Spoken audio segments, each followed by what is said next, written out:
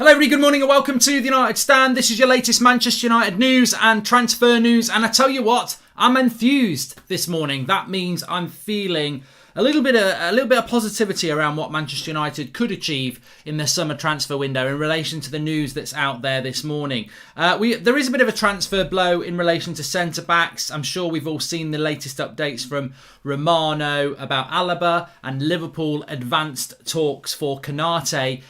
We can talk about Manchester United's shopping list for transfers. I still think they're arguing about the weekly Tesco shopping list. So Manchester United, we've hopefully got a good update for you today, actually. Hopefully about 2 o'clock. We've got an interview this morning that we're going to put up on the channel who should give us insights into what's going on with Manchester United's transfer priorities and what the budget's going to be. However, without knowing what that conversation says yet, I suspect, like many of you, that Manchester United have not actually sat down and decided who they're going to try and sign, which is a bad thing because this is what we've been talking about on this channel for weeks and weeks and weeks is Real Madrid are talking to Alaba in January, Bayern Munich are finalising up Meccano in January, and Liverpool are obviously talking to Konate in March. United need a centre-back more than all those clubs, and we're not talking to anybody because we're slow. We're slow, inadequate and cheap. But what I am enthused about, we're going to be talking about Dembele. We'll come back on that. But I want to talk about, first of all, Dembele is a baller, says Finley Hamilton. This is not the story I'm enthused about. It's Sabitzer that's got me excited. But we'll talk about that in a minute. It's coming from Germany. He plays in Germany. Man United have been linked to Sabitzer. I think he would be perfect for us. I'll explain that in a minute. And I'm sure many of you agree with me as well. But let's talk about Ousmane Dembele because this is coming out of Spain. It's coming from Sport, who are an outlet that is close to Barcelona. And they're saying that Manchester United are back in for Ousmane Dembele. They've been in discussions with his agent and his family. They'd even be considering waiting another year to get him for free in 2022, but they are considering offering a transfer fee this summer. Now remember, Ousmane Dembele, by all accounts, this is not speculative, this is not nonsense. We were very close to getting him to come to Manchester United last transfer window, the last summer one. He didn't want to come. We wanted a loan deal, but we were trying to get that deal done. Desperation at the end of the transfer window when we messed the Sancho deal up. We were looking at Sarr and we were looking at Ousmane Dembele, and we ended up with neither. So Manchester United going back in for Ousmane Dembele is not surprising because we were very close to trying to get that deal done only a few months ago. Ousmane Dembele has got 1 year left on his contract, and I think it's universally accepted that Ousmane Dembele is an absolutely fantastic player. There is no doubt about that.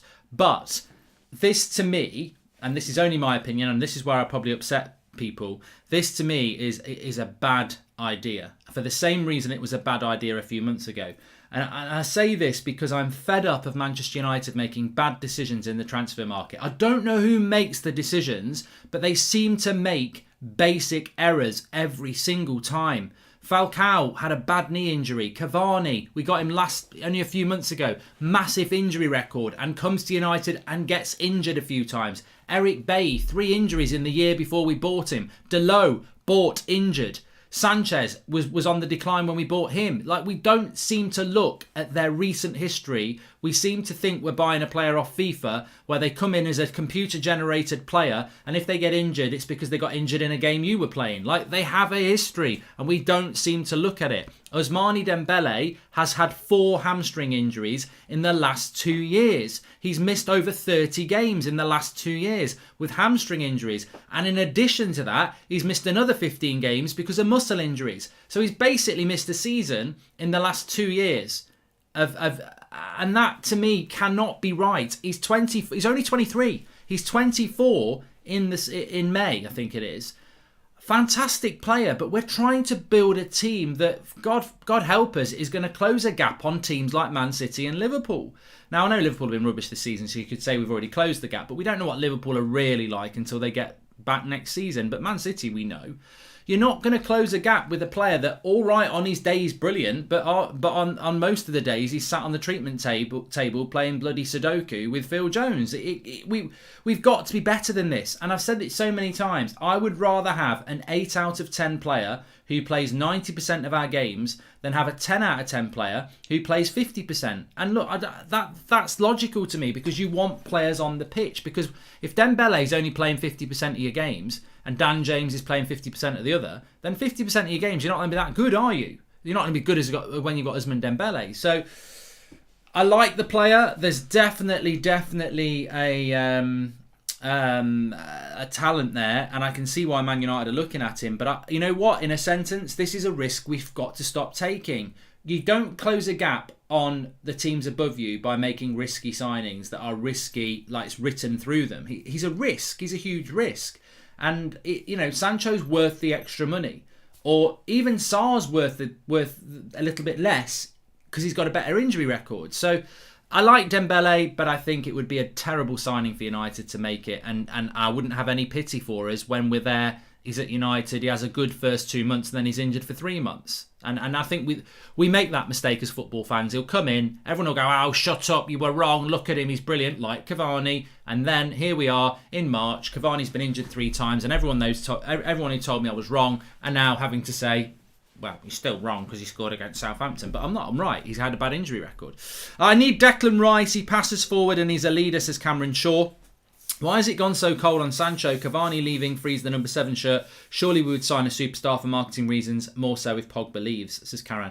I think we should have a big update for you on Jadon Sancho by mid-afternoon, so watch out for the video we've got coming out at about 2 o'clock today. I'm hoping we're going to get a bit of clarity from somebody very, very close to the club about Jadon Sancho. So hold fire on that. I don't think Sancho's out of the question. I don't think Sancho's out of the question. I just think it has gone a little bit quiet, but I think Sancho will be looking to leave in the summer. I do. Just going back to that point on Declan Rice. I like Declan Rice. I like Declan Rice. If you'd asked me a year ago, I would have said I prefer Pasta, but the reality is, you will know me, my opinion, I will always give a player a chance if they can consistently perform. If Fred plays well against Brighton next week, I won't be that fan going, oh, Fred haters, sit down, he's had a good game. I'll say, well done, go and do it now for the next 2 months. And that's what Declan Rice has done. Every time I've seen him over the last 8 months, I've seen something far better than I thought was there. And yesterday, look, Albania are not San Marino. I think Albania got a lot of unfair criticism. They're higher ranked than teams like Bulgaria. They're not terrible. They're well organised. And I thought that, Declan Rice ran that midfield perfectly well. He made some good interceptions. And I think he'd be look, at the end of the day, if I'm absolutely horrible, I think that Mark Noble, who is retiring this year, would do a better job in United's midfield than our midfield at the moment in that pivot, because I just don't think they're good enough. So, of course, Declan Rice would be fantastic. However, there is a story coming out of Germany about Sabitzer wanting to leave Leipzig, and he's only got 1 year left on his contract. Now, there's always been links with Spurs with Sabitzer. I really like this player, and I didn't realise he's only got 1 year left on his contract. Now, Manchester United have been thrown into the hat. Now, we'll get thrown into any hat. I mean, this does not mean that United are in for Sabitzer. But this really got me excited this morning, because I thought, you know what? He is exactly the sort of player that Manchester United need in that midfield. And with 1 year left on his contract, Konate has... Upamecano is leaving Leipzig for 40 million. Konate's going for about 35 million. Sabitzer's not going to go for 50 million. Sabitzer's going to go for about 25, 30 million because he's got 1 year left on his contract. What a signing that is. That is an absolute brilliant signing that United won't be anywhere near because it's way too competent. But hear me out on this with Sabitzer. I'm sure many of you have been impressed with him. Austrian, Leipzig midfielder, you'll know who he is. I'm sure you will if you've watched football outside of Europe. Although, apparently some people don't watch football other than their own club and match of the day. I heard bloody Robbie yesterday going on that Sancho's not done anything this year. Robbie, there is a world of football outside match of the day and Arsenal. Sancho's had a very good season. You've just not been keeping your eye on it. And I tell you what, Sabitzer, fantastic player. Absolutely fantastic player. But what I like about Sabitzer is that he is a player that predominantly plays box to box. Well, we might need that with Pogba going anyway, but also can play centre defensive midfielder. Now, some people think Sabitzer's a right winger or an attacking midfielder. He can definitely play there, but predominantly he plays in the middle of the park and he can play CDM. Now, what I would like about Sabitzer is there's a very big realistic opportunity that Pogba will decide to leave Manchester United this summer. And if he goes, what a player Sabitzer is to bring in. But on top of that, from what I've seen of Sabitzer, he's a player who will take the ball off the back four confidently, carry it, and also move it forward. I think whilst he's not the CDM we need, he's certainly a player that can play in that pivot and do a really, take us up a level. So I really like Sabitzer, and I would love United to go for him, because I think in that midfield area with that midfield 2, he is a player that could play in that 2 and really take us up a level. In fact, I think him and Pogba could play together. I think he is a very intelligent player, a very good player. He doesn't dive into tackles, but he's very physical and he reads the game fantastically well. I think Sabitzer and Pogba could work really well. People are saying, "Oh, it's not defensive enough." I mean, these are disciplined players, and I think that Sabitzer could definitely do it. I'd like it. He's a leader as well, says Ayush. I really am a big fan of Sabitzer, and I think someone's going to get a really good deal there. And I think if he comes to the Premier League, it'll be another player, a little bit like Tielemans, where you go, yeah, we should have done that deal. Look, he's 27, but in some ways, I think that's a good thing. I think United lack players, and especially Pogba's going to go. I think United lack players who are in their prime. And I think that next season, if Pogba goes, you're going to be looking at McTominay and Fred. Well, I don't think that either of those two have got the responsibility or the ability to run that midfield. Whereas I think if you drop a Sabitzer in there, whatever you lose in Pogba, and if Pogba stays, I'd still get Sabitzer. Quality in the midfield would be absolutely fantastic. So yeah, Donny's an intelligent player. Look, I'm not knocking Donny, but he's not Sabitzer. Sabitzer is more of a... Look, I don't agree with people who say that Donny van de Beek is a number 10 and only a number 10. That's bullshit. But he is a more attacking midfielder. I would agree with that. And I do think that Donny can play box to box. But Sabitzer, whereas Donny's more of a attacking box to box player, I think Sabitzer can do that. He's got a lovely shot on him, but I think he's also very disciplined defensively as well. Very good player. Probably going to end up at a rival. Probably going to end up at Arsenal or Chelsea, isn't he? But yeah, I think Donny and Sabitzer would work absolutely fantastically well, Toby Barry. But our coaches would have to move away from something here. If you played Sabitzer and Pogba, or you played Sabitzer and Van der Beek, you are changing the way that you play. You are not bubble wrapping those centre-backs. We basically do put 2 Duracell bunnies in that midfield who will run around. People think Duracell bunnies is offensive, by the way. It's not offensive. Duracell bunnies run forever. Have you seen the adverts? But that's what Fred and McTominay do. They just run around and protect the centre-backs. Whereas I think Sabitzer and a Pogba, Sabitzer and a Van der Beek, they would do that. But their main job is to win, is to get the ball and win. Some teams do play midfield 2s whose job is to, they've got to be defensively disciplined in relation to protecting the space, but they're also there to get the ball and make you get further forward. Not everybody's obsessed with clean sheets, is what I'm trying to say. Some teams accept that they might concede a goal, but expect to score 3 or 4 themselves. And I think maybe that's where Manchester United should be. To be honest with you, I'd rather win every game 3-2 than win it 1-0. But that's because I think Manchester United should be an attacking side. When people think about Manchester United, they should think about attack. I like Frankie de Jong harsh, but we're not going to get him, I don't think. Sadly, I think if Pogba goes, Van der Beek comes in and fans turn on him because he hasn't had time to settle in. Sam, to be honest with you, I wouldn't mind Van der Beek coming in, but I'm not even that optimistic. I don't see that happening. We need to stop playing players out of position and get a specialist CDM, says Joshy. Yeah, I'd agree with that. And as I said, I think Declan Rice is the certain perfect player for United. I just don't think we're competent enough to get that deal. Talking about competency, let's just stick with a bit of good news for a moment. Bruno Fernandes is on his way back to Manchester. He was going to be suspended for Portugal's last game, which I think is against Luxembourg anyway. So he's come back to Manchester, which is fantastic because he's got a whole week off. So in a way, this international break's not worked out too bad for us. We've got Bruno back in Manchester. Obviously, Pogba's getting game time, which is really important. Rashford's back in Manchester. Greenwood didn't go with the under-21s. Of course, you've got Luke Shaw playing with England, which is a bit of a concern. Maguire's playing with England. And Martial picked up an injury yesterday. We don't know what that is yet. But very good to have Bruno back. I think if you could rest 2 players at the moment, you would rest Bruno and Rashford. So they're getting a bit of a rest, which is great. There is a story coming out this morning. There's 2 stories, actually. Fabrizio Romano has spoken about David Alaba. Real Madrid is still winning that race. Whilst he's a free agent in the summer, Romano is saying anything's possible, but Real Madrid are well ahead. And obviously, I think the story is that Alaba wants to go to Real Madrid. So that's likely to happen. That could feed into Ramos or Varane leaving. Now, I think Ramos is going to stay.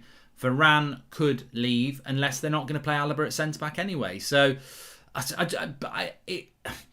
think if Varane, I don't think United are going to get Varane. I really don't think we're going to get Varane. So if you take that as we're not going to get Varane, this is where this story this morning from David Ornstein, who's a good journalist in the UK, saying that Liverpool are in advanced talks for Konate of Leipzig. It's not done yet, but they're making good progress.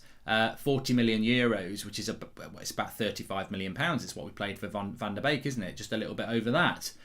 I mean, it hurts on many levels. Now, I agree, and many people will agree with this, that Konate of Leipzig does have injury issues. But let's be honest, is Konate better than what we've got? Yes, he is. And Liverpool with Konate and Kabak have shown that we've got a problem. Let's go and solve it. Like, Liverpool have solved that centre-back problem very, very quickly.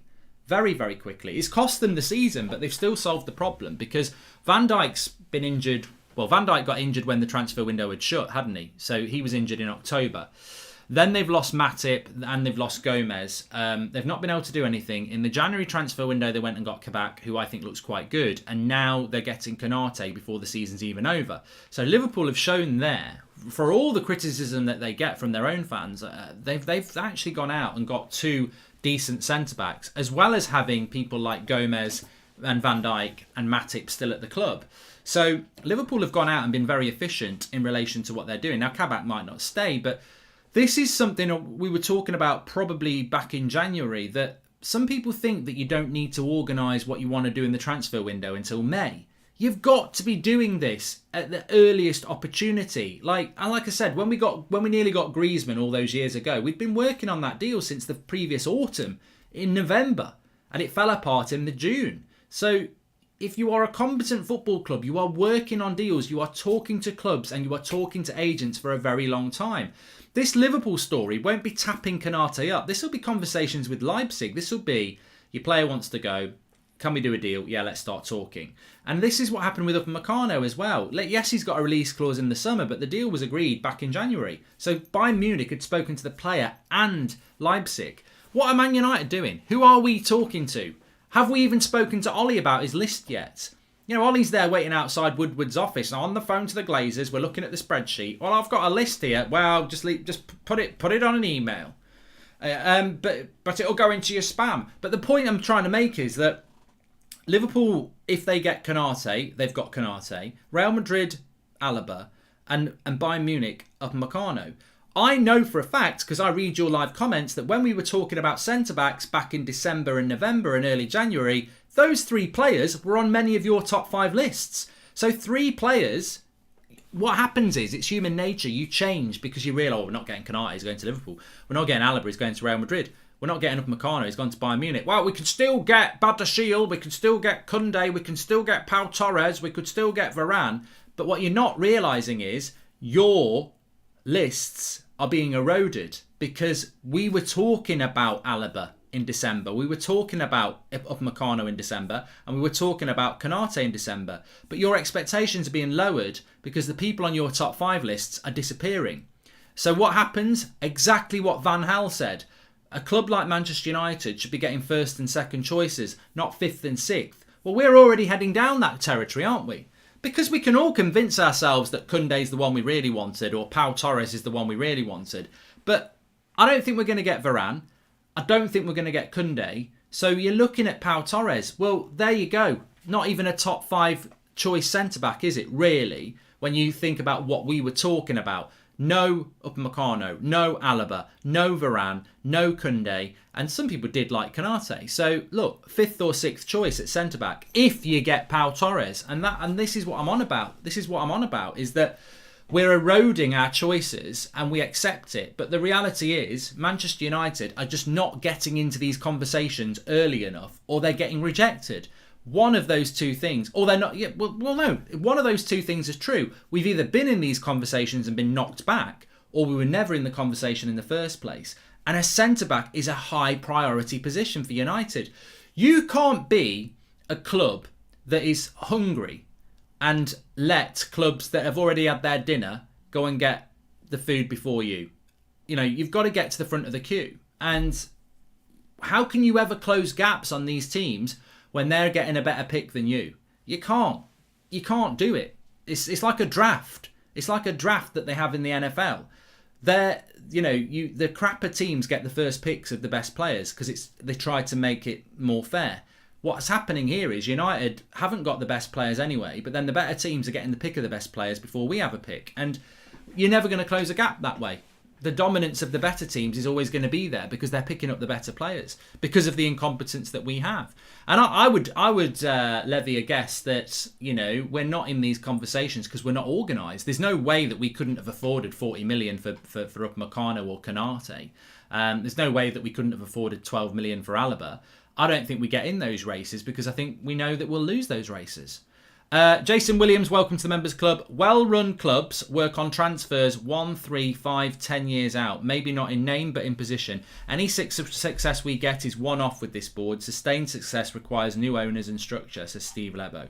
Well, the only thing this club are doing well is that they are bringing through players that are young. But there's a big... there was a comment last night on the show that I didn't get to read, but we put it up as a super chat.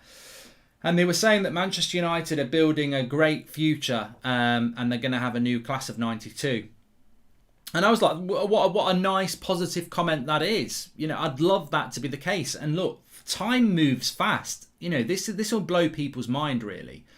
1992, class of 92, is nearly 30 years ago. But if you take 30 years off 92, you go back to 62, which is only, 5 years ahead of the Busby Babes. Because the Busby Babes, tragedy struck in 58 and we'll never forget it, but they were a fantastic team in 57. Like they were a fantastic team full of young talent. So 57 to 62, 57 to 92 is 35 years.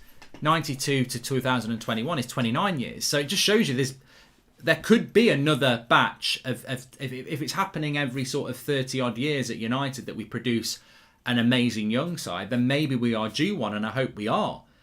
But you can't you can't say we're going to close the gap on Man City because we're going to have an influx of young players. And also the biggest lesson there is you could have a class of 92, you could have 5 top stroke world class players coming through the youth setup, but they don't just land in the team and start winning Premier Leagues. Alan Hansen was right when he said you can't win a title with kids. He was absolutely right, because what he didn't realise is that United had 4 or 5 leaders there that were going to nurture those kids. The Roy Keanes, the Cantonars, the Schmeichels, the Dennis Irwins. You still had people like Steve Bruce at the club. So, do you see those 4 or 5 leaders at the club now? Do you think that, Bruno Fernandes is a leader? Do you think Bruno Fernandes, Rashford, Harry Maguire, Scott McTominay, Luke Shaw, do you think those players are good enough and consistent enough to bring through 5 world-class players and turn us into a dominant force again? It's a big ask, is what I'm saying. And I don't think we're going to have 4 or 5 players coming through at once either. So the structure at Manchester United is that we've got a lot of young talent, some really good young talent coming through. But it's a huge ask to say that we're going to produce a class of 92 and dominate English football. We need to be more active in the transfer market for definite. And we need to bring in good players. That's what we need to do. Without a shadow of a doubt. Why do you think we won't get Varane, says Cameron?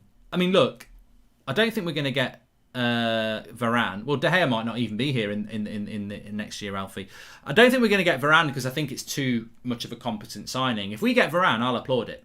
It excites me. It excites me. And I mean, look, there are so many ways to approach this summer transfer window. If I said to you that we're going to keep Pogba, we're going to get Varane, Sabitzer and Ismail Sarr, I'm sure some of you wouldn't be happy. I'd be very happy with that summer because we keep Pogba. We've got Sarr on the wing for 35 million. You get Sabitzer for 30 million, that's 65 million, and then you get Varane for maybe 50 million. So you spent about 110 million, but you're probably going to make 30 million from Lingard, probably about 35-40 million from Lingard and Pereira, plus the low might bring you in another 15, so that's 55 million. Take it off the 110 you've spent, your net spend's about 60 million. That to me is a really good summer. I'm not Mr. Greedy. I'm not Mr. Greedy. I'm like, I do appreciate that Manchester United don't spend massive amounts anymore on a net spend of normally 60 million, but I would be very happy with Varane and Sarr and Sabitzer. I'm very happy with that. It would improve us in 3 key areas. We'd have somebody on the wing, we'd have somebody in the midfield, and we'd have a top-class centre-back. So, but I don't think that we're going to be able... I don't think we'll do that. I personally don't think Solskjaer and his coaches really grasp the foreign transfer market. I think they're more comfortable with British players. And I thought that story coming out about Harry Maguire wanting an English-speaking centre-back was absolutely nonsense. But I do think that we would lean towards a Ben White and a Declan Rice over a Sabitzer and a Pau Torres, because I just think, you go with what you're comfortable with. But the funny thing is, Ben White and Declan Rice are going to cost you over 100 million, whereas Koundé and Sabitzer are going to cost you under 100 million. And who's the better 2 players? So there's lots and lots of things we can do this summer transfer window, but we're always going to be in the hands of this board and the incompetence. And look, to be honest with you, I will be fair here. I got asked this before, and it's a brilliant question, and I'll put it to you as well. Karan says, where does Sabitzer play? Predominantly centre midfield, traditional box-to-box midfielder, but his second most used position is actually centre defence midfield. So we play a midfield too, so that's where he'd play for me. None of this bullshit number 10. He actually is a midfielder, so he would be really good in a midfield too. But I got asked this question, and I want to ask it to you. We always talk about the board being incompetent, and the evidence is there over the last 8 years. It's absolutely astounding how many bad decisions they've made in relation to recruitment, retention, wages, and awful, absolutely awful. But the question I got asked, forget the board for a moment, which is very hard. Forget the board. Do you actually trust Ole Gunnar Solskjaer and his coaches in the transfer market? And this is a question we don't actually answer a lot, because you could ask the same about Van Gaal and you could ask the same about Mourinho. And that's where I come with my question. Because I'm sure a lot of people say, I don't trust him. He spent £80 million on Harry Maguire. How can you trust anyone with that? To which I would say, well, Bruno Fernandes happened on his watch and we got him for 50 million. And I think that was a good signing. Dan James, look, for 15 million, it's a post-it note. It's nothing to Man United. Dan James was worth it, because if he'd have been a brilliant superstar, you'd have got him for 15 million. He would have been one of the best signings ever. He's not a flop. He is a £15 million player, Dan James. So I don't think that was a bad signing. It was worth a go. Wan-Bissaka was probably a little bit overpriced, to be honest. I think he's more of a £35 million player. And then last summer, look, Van der Beek, I don't know what we may as well have spent that on bloody lottery tickets, because that 35 million is a waste as far as I'm concerned. But I think the big thing is, where I can't be critical of Solskjaer is, and the same reason I can't be critical of Van Gaal and Mourinho is, I don't know what their first choice was. So I can never be critical of a Manchester United manager in the transfer market under the Glazers, even Sir Alex Ferguson, because I don't know. Like when we got Van Persie under Sir Alex, it was very obvious that Sir Alex went, I want Van Persie. I don't think he went, you know what, I really want Benzema. But, you've got me 5th choice, Van Persie. He clearly wanted Van Persie. But under Van Gaal and Mourinho, we know, because they've left the club and they've been vocal about it, they didn't get the players that they wanted. Well, we also know that Solskjaer doesn't have the power of a Van Gaal or a Mourinho in the boardroom, because, God, I mean, Mourinho and Van Gaal have done it all. They've won it all. Whereas Ollie, it hasn't. So you would assume that he hasn't got that power to say.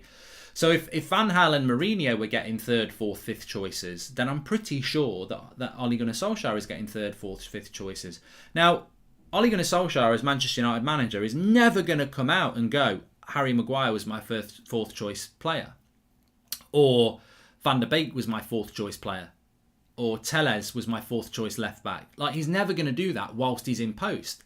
But he might do it a couple of years after he's been sacked, by which time the current manager won't be able to say it and everyone will be going, oh, he's shit at buying players. So I don't know that Solskjaer's bad in the transfer market, because I don't know what his first choice signings were. I think we can all agree that Van der Beek was not his first choice. I think we can all agree that Cavani wasn't even on the transfer list. It was a desperation signing at the end of the window.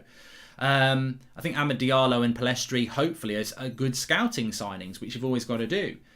Harry Maguire is always the one that stands over Ole Gunnar Solskjaer. But was Harry Maguire first choice? Was it really Koulibaly? Was it Varane? Was it somebody else? And you just had this money that we went for Maguire? I don't know. Thing is, Mark, Bruno was an obvious signing. I want us to get a Mane or a Salah type where they become world-class unexpectedly, says Hashem. I agree with you on that one. I would love us to do something like that. And there are players like that we could do. I can see Mings or White being our new centre-backs now. I will physically throw up. I will absolutely throw up if we sign one of those. I might not do it on stream because it'd be hard to be live when it actually lands. But God, it will land like the biggest turd ever in a toilet. It will splash. There'll be a big splash with that one. Splashback. But no. And look, I've got nothing against Ben White and I've got nothing against Mings. As long as they don't come to Manchester United, I hope they have great careers, injury-free, and do everything they want to do. But I'm sorry, this is where people will say you're being offensive. I'm not being offensive. It's not offensive to say I don't want Ismail Sarr, I want Jadon Sancho, because Sancho's better than Sarr. I don't want White or Mings. I want a Varane. I want an Upamecano. I want a Koundé. I want top quality players at United, not players that Man City wouldn't even let into their training ground even if they had a pass. Like, you're not coming in, not even on a day trip. Get out. So this is not offensive. This is ruthless aggression that I believe should run through Manchester United because it ran through Manchester United for 30 years. And this is what I was talking about on the start of the show last night. Some of our fan base have become such fence-sitting snowflakes because they're like, oh, you can't say that because that's offensive. You know, I'm sorry, you've got to be offensive if you want to win at high-end sport. It's like school sports days now. If you've got kids and you've been to any of these, some schools don't actually hand out a prize for the first place in a running race. They say it's the taking part. Well, I'm sorry, I think you're sending out the wrong message, because when those kids grow up and they go for a job at McDonald's or a bank or wherever they want to work, and they don't get the job because 10 people go for one person's job, and they say to the person doing the interview, or they put an email in saying, why didn't I get it? You know, it's all about, you know, everybody should get a job. I'm sorry, I'm not running a charity here. I'm running a business and I've only got one job. 10 good candidates, I picked the best. And they might have picked their mate, and there might have been a little bit of favouritism in there, as we all know, that exists in real life. But the reality is, in a competitive arena, the most ruthless people tend to win. We can't run a charity at Manchester United. We can't just be happy with a midfield 2 or a centre-back 2 because you've got a picture of them on your profile on Twitter and you've got some funny football Twitter name. Well done. Well done. But I tell you what, change the profile picture, change the funny name, and use somebody who's competent when we sign them. And that's what we need to do. You have to be ruthless. Pep Guardiola's been ruthless at Man City. How many right backs has he had? How many goalkeepers has he had? You've got to be ruthless. You've got to be. There's no time for sentiment in high level sport unless that sentiment is aimed at somebody who is absolutely amazing. You earn it. And I just think at times we are a little bit too, oh, look at him, he's doing it. He's done something with Manchester United's website. Look at him, he's smiling. Yeah, oh, I love him. Oh, you love him because of a picture on a website. How's about 20 games in a United shirt where you're the best player on the pitch? You know, that's what I want to love. That's when I'll start smiling and, you know, loving your picture on the website. Like, you know, oh, look, look at him, he's smiling wearing a new Manchester United tracksuit for Chinese New Year. Oh, great. Give him a new contract. You know, we've got to be ruthless. We've got to be ruthless, and we've got to build a team. And that team has got to be better than everybody else's. And to get to that point, you've got to be aggressive. And this is what I mean about putting a shift in. We hear this running through the football club, and it's not acceptable. That all we ever hear is, oh yeah, the lads are working really hard, professionalism, sense of community. That should be standard. If you haven't got a football club that is professional, community, and, you know, putting a shift in, then you need to look at yourself. You should not be championing putting people on the team to put a shift in. That reflects badly on the club. If we are now championing players who just put a shift in, that reflects badly on the management, because you shouldn't even be thinking about putting a shift in. That should be a standard. You should be thinking about who's playing well at the game of football, not who's running around and, you know, putting a few shoulder barges in. And this is where we need to get to. Pep ended Yaya Toure as well. He's going to end Aguero, Hihab. Aguero's gone, isn't he? I mean, Aguero's basically been retired by Pep. One of the greatest strikers the Premier League's ever seen. There's no time for sentiment when you're trying to build a team. And Pep Guardiola is one of the most ruthless, nice managers out there. Like, Pep Guardiola's a nice bloke, isn't he? You know, you can do it the nice way, but he's 100% ruthless. 100% ruthless and has been for most of his career. So yeah, you have to be like that. The way we operate doesn't make sense. How was Darren Fletcher promoted over Nicky Butt when Nicky Butt was coaching before Fletcher? No wonder he left. We are run confusingly as our style of play, says Dominic. I've got no idea how that works. Darren Fletcher wasn't even at the football club until recently. Nicky Butt's been here for what, 7 years? He's been here for years. He was. I think Nicky Butt was here. Nicky Butt's been here for years and years and years, and he's done a very good job. Like, if you speak to people around the club, Nicky Butt gets mentioned a lot as somebody who's been one of the positives at United since Sir Alex Ferguson retired. And yet Nicky Butt's out and Darren Fletcher's taken a senior role at the club. I mean, I think the club made a mistake. I think they've made a really big mistake because Manchester United fans aren't stupid. And Manchester United, there's a negativity around Darren Fletcher now, which is unfair on Fletcher because it does feel like, oh, Fletcher comes in from nowhere and Nicky Butt gets overlooked. So again, they just don't. The club just hasn't got a bloody clue what they're doing because they don't respect the fans. They pretend to respect the fans, but they don't respect the fans because they think they can manipulate you and pull the wool over your eyes and, oh, you'll forget. Oh, you're hysterical. This, that and the other. And that Nicky Butt thing to me really is, if you're a deep diving United fan, that Nicky Butt thing is just really, really shameful, I think, that we've lost a player like that who's basically just walked out because he's not happy, by all accounts. I'm sure Fletcher was Ollie's suggestion, Lord of the Fallen. I'm sure, of course he is. I don't think Ed Woodward's done it. I think it's about, maybe Ollie likes his DNA a certain way, and maybe he doesn't like Nicky Butt, not dislike Nicky Butt, but let's have the DNA that Solskjaer likes, which is Carrick and Fletcher, who are sort of last 15 years DNA. Nicky Butt's last 30 years DNA. Nicky Butt knows more about Manchester United than Ole Gunnar Solskjaer because Nicky Butt was there, as I said, he was there in the late 80s into the early 90s when we weren't winning titles and saw the whole story. I don't know. Mates rate, says Zed Jamie. But look, on a positive note, this summer is huge for Manchester United and the opportunity is there. If they are ruthless and they do get it right, it is there. It is there to be successful. The reality is we're all very sceptical that will happen.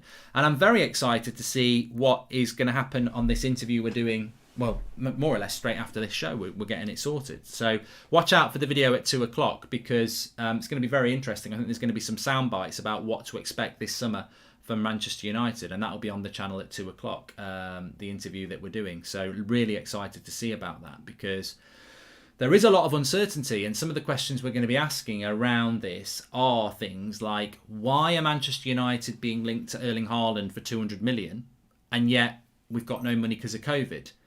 What's happening with Jadon Sancho, who was a priority last year but it's gone very quiet with?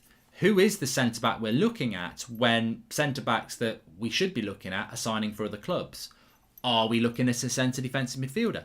Is Paul Pogba going to go? So really interested to see what answers we get from that, and we'll have that on the video on the channel for you at 2 o'clock today. Look, thanks everyone for watching. I feel enthused here today. I think that we're building obviously towards the last international games, which are tomorrow and Wednesday, and then the Premier League's back, and then the Europa League's back. Obviously, Leicester was a real disappointment, but I feel like this last international break is better than the other international breaks because it's the last real chat in depth before the transfer window opens, and it's going to be relentless with games. So I'm feeling positive and excited this week. Maybe I'm a prat, it's been said before, but maybe I'm going to be set down. Look, I'm not positive that United are going to have a good transfer window. I'm not positive we're going to win the Europa League, but look,